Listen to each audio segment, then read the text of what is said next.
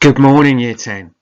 I hope you had a nice Easter, or as nice as it could be given the current circumstances, but we did have some lovely weather, so I hope you got out into the garden and enjoyed that. Certainly for the next 3 weeks, and probably for longer, we're going to be continuing doing lessons in this way, and I can't emphasise how important it is, Year 10. You are the most important year group to engage properly with these lessons because you're next in line for the GCSEs next year. So I'll talk a bit more about that a bit later, but you really must do these lessons to the best of your ability. I appreciate it's not an ideal situation. Any problems, email me. I'm happy to work with you. There's not even that many of you, so any problems, email me and I'll work closely with you. I appreciate this is difficult, but you've got to give it your best shot, okay? Our learning objective today is to explore ways of writing the opening to a speech, and your title is writing the opening to a speech. So do that and then move on to the next slide. Now obviously we're into a new module now, and this is just a little bit of background information about this module, why it is that we're doing it, and why it's important that you engage with it to the best of your abilities. We're looking at speeches. During this topic you'll be studying and analysing a range of speeches as well as writing your own speeches in a range of different styles. Paper 1, as I've said to you before, paper 1, the whole second half of the paper, 40 marks, is what they call functional writing. It could be a speech, it could be a letter, it could be an article. Nearly always there's an option to write a speech, nearly always, 95% of the time, which is why we're going to spend all this time learning how to write a speech properly. And also you have to do, to access the GCSEs, you have to do a speech to the class where you pick a topic, you make a speech for 4 or 5 minutes, and then I or we ask you questions about it. And you stand and respond. Don't worry too much about that now, that's a little way down the line, but that you're going to have to write a speech for that as well. So that's why we're doing speeches. Yeah, we'll talk about spoken language in more detail nearer the time. You just need to get a pass, a merit or a distinction. Right, you'll do now, after that introduction there, is to look at the people in these pictures. The top one is Barack Obama, the second one is Dr. Martin Luther King, and the third one is Malala Yousafzai. Obviously Barack Obama was President of America and he was very known for his erudition, which simply means he was a very good public speaker. Martin Luther King, much the same, and Malala some terrorists tried to murder her because she was a woman and she wanted to go to school, but she survived. She got shot in the head, but she survived and went on to become an activist for women in certain parts of the Muslim world who aren't allowed to go into education. So just have a think now. What is the point or the purpose of a speech? What do you think is the point of a speech? Why do so many politicians or political activists make speeches? You know, why don't they just send out letters to their potential voters, or why do they bother to make speeches? And just what are the key elements to think about when preparing and giving a speech?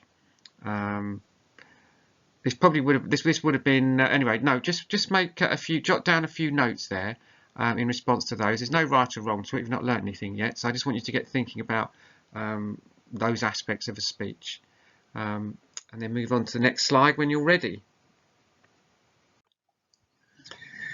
Well, just as a, you know, maybe my ideas will tie in with the things you wrote down there about speech openers. Barack Obama was obviously a president, and a large part of being the president is being able to sell your ideas, to get people to believe in your ideas. And one way you do that is by being a very powerful speaker.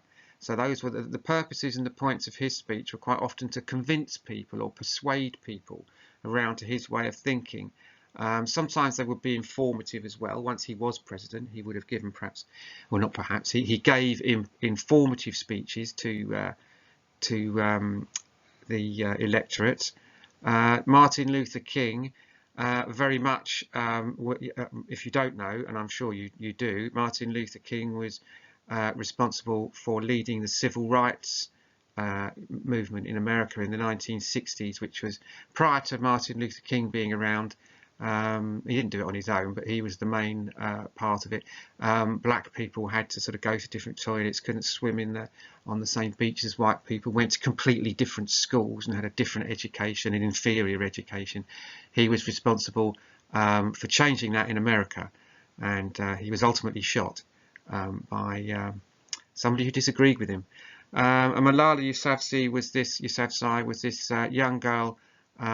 She was wanted to make the world aware of how, not in all of the Muslim world of course, but in certain parts of the Muslim world, women were being held back and not allowed an education. So she was very much about persuading people also. We'll be looking at some of those speeches as we go through the unit. Right, move on when you're ready.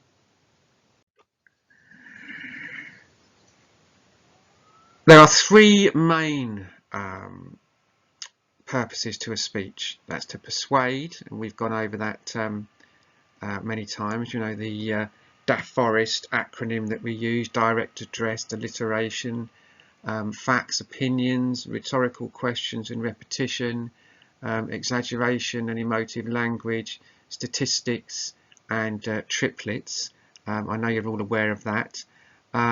Speeches can also be used to argue a point. Remember it was a while ago now, the build them up, knock them down thing, where you take on someone else's point and then make it your own. Don't worry, it will come back to you. And then simply just to explain something. But speeches, as you know, are ways to speak to large audiences and obviously lots of people at the same time. So they have to sound and be a certain way. They're not obviously the same, for example, as if you were writing a letter or something. They're normally given by one person. He or she is either trying to persuade their audience, they're trying to argue an opinion that they have, or they're trying to explain their ideas to an audience. But one of the most important parts of any piece of writing, but particularly speeches, is that you start well, and that people aren't all just talking amongst themselves and not listening, that you get their attention right from the get-go, right from the start. So we need to know what the purpose of our speech is and who our audience are. Now the purpose is simply the reason why you have created a piece of writing. For instance, the purpose of your notes in your exercise book is that they're there to help you be able to describe and explain your ideas. So the purpose of your speech is what it is you want people to know afterwards, what you wanted them to be persuaded of by the end of your speech, or what it is you want them to be informed about by the end of your speech. So it's simply the subject matter of your speech, really, what it is you want the audience to know, understand, or be convinced of. And the audience is just the people who you are targeting when you are creating your writing. The thing about speeches is, if you are making a speech to the school, for example, to all the students in the school, it would be different in tone than if you are different in tone and the way that it sounded than it would be if you made a speech, if you were making a speech rather to all the teachers in the school. So that is important, that you understand what your audience are, who your audience are rather. When you're given these paper one speeches to write, they tell you who your audience is. They'll say, imagine you have been asked to write a speech to the governors of Woking High School, persuading them to build a swimming pool for the school, for example. So you'd write it in a certain tone. If you were writing a speech saying you have been invited to write a speech to the students in the school to raise money for a swimming pool, it would be different, wouldn't it? So that's just knowing your audience and making sure you write to your audience. And as ever, Year 10, this is the start of a module, so there's a lot of information here. Don't worry about it. We will be repeating it over and over. So just keep up as you can. Go through this slowly, but we will be revisiting this. Now you've got some, I won't read through them all, we're going to write the opening of a speech today, so you're going to choose a topic you would like to write about, so one of those. I remember we had some quite interesting debates about, that was Matt and Jasmine, wasn't it, whether female athletes should be paid the same as male athletes. That was interesting. The death penalty is always a good one, whether it should be banned or not. I know we've talked about that. So go through this slide and just pick one topic you would like to write about. And you're just going to write the opening of the speech. So just do that and then move on to the next slide. Right, the next slide gives you a range of ways you can open speeches, and you must think about the topic you've chosen. So there's going to be lots of, we'll come back to this slide in a minute. There's going to be lots of options of ways you can start a speech. Then you're going to choose an audience for your speech, and then you're going to choose one of the ways of opening a speech, which are on the next slide, and then use the example to write out the opening sentences to your speech. So on to the next slide.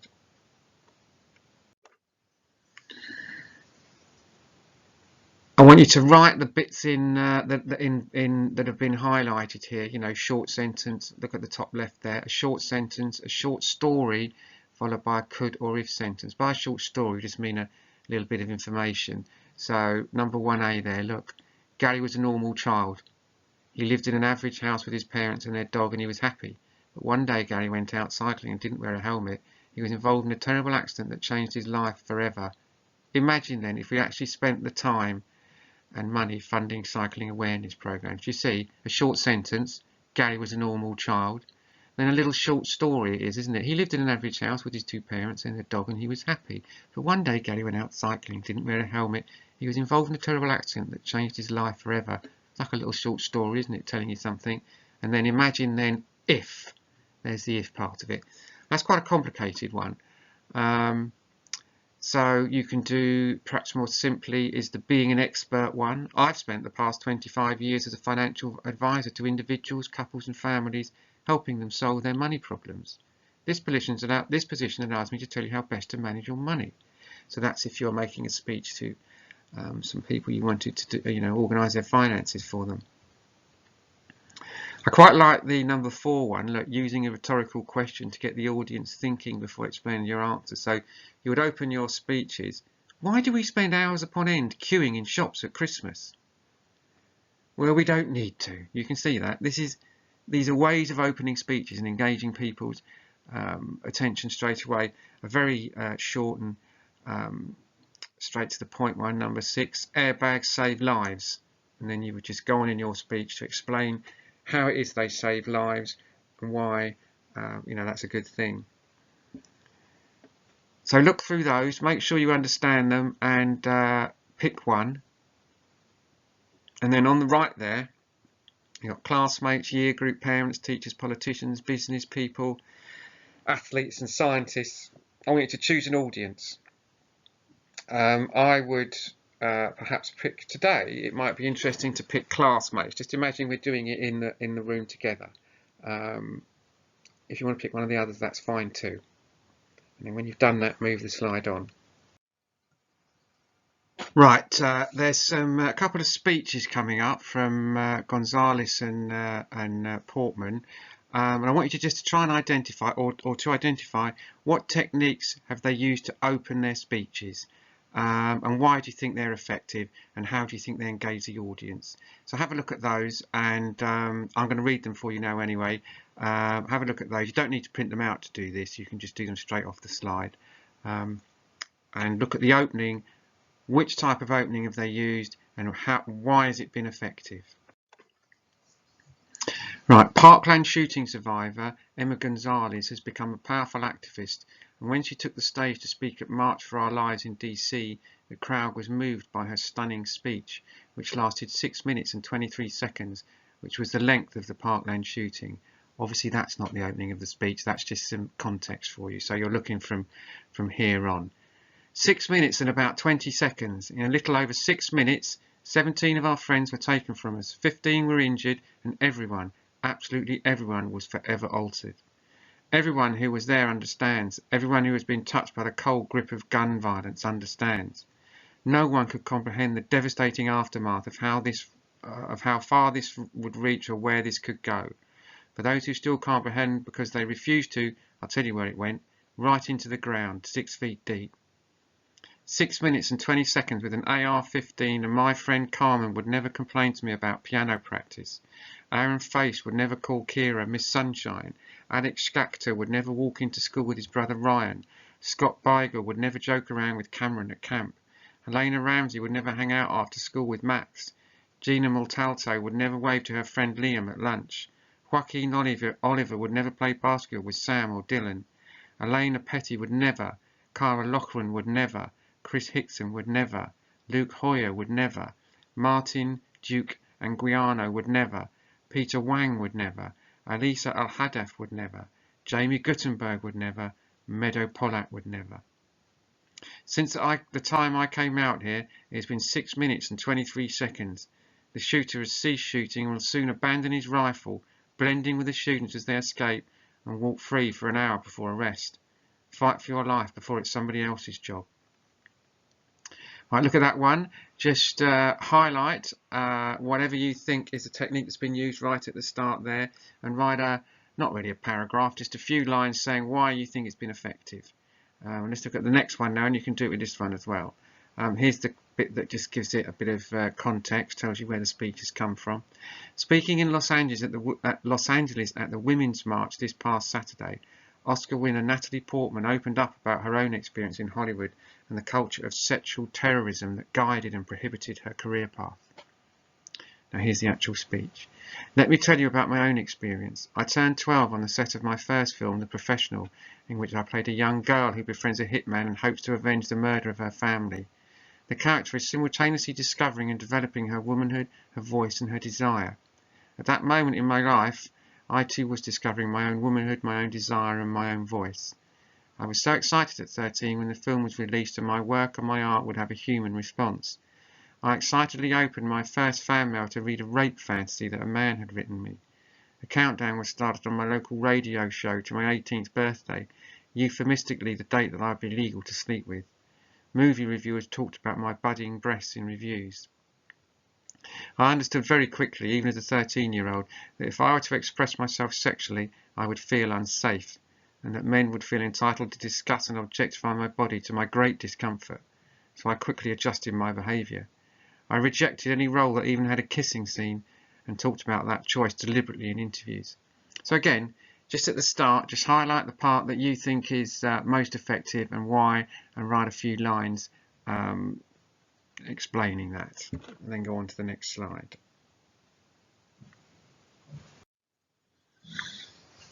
So year 10, if we come away from this lesson with one thing that we know for certain, and it's these are the success criteria that you need to have in your speech, your opening of your speech, to make it successful.